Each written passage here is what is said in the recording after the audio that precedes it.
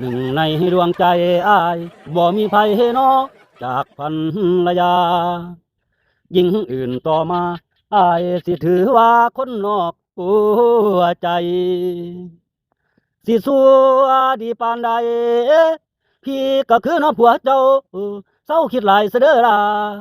ปล่อยอายไปตามประสาเป็นบางครั้งบางเทื่อนอกเนี่ยมีพี่บ่ได้เอาใจมันดอกต่อเขาหัวกินเหล้าเจ้าสู้ก็หูอยู่แต่นานดนสัวเจ็ดทีดีเจ็ดหนอย่าบ่นเลยน้องเมียอายถึงชั่วก็ผัวของเธอเด้อล่ะบ่ฮู้สิว่าไอ้ฮักลูกเมียซ้ำใดนี่เจ้าอีหยังวะเมียไปไสกำลังได้อารมณ์พอดียิ่งก็แฮงหลายนี่